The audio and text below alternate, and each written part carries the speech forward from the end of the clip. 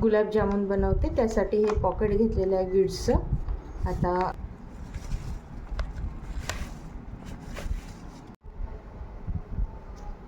हे पीठ भिजवते. पाणी किंवा दूध याचा वापर करून तुम्ही भिजवू शकता. थोडं हाताला तेल लावलं आणि ते हाताला चिकटते म्हणून.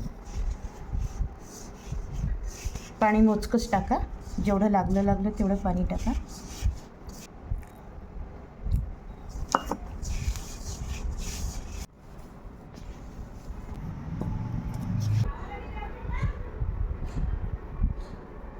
याचे असे गोळे बनवून घ्यायचे. हे फुटू नये म्हणून याला थोडंसं तेल लावायचं, हाताला चिपकू नये म्हणून तेल पण लावू शकता. असे गोळे चांगले दाबून बनवा. हे बघा,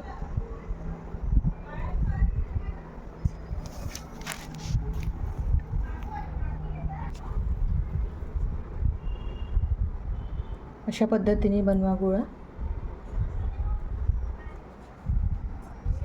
गुलाबजामुनचे गोळे तयार करून घेतले. आता हे तळून घ्यायचे स्लो स्पीडवर.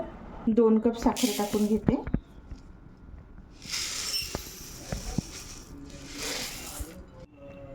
दीड कप पाणी टाकून घेते.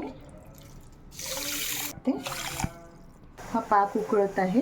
जामुन स्लो स्पीडवर तळायचे.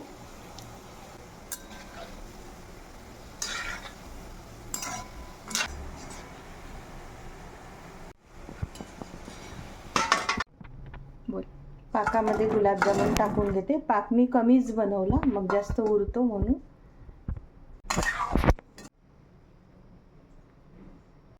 गुलाबजामुन तयार झालेले आहे. कसे वाटले ते कमेंट करून सांगा.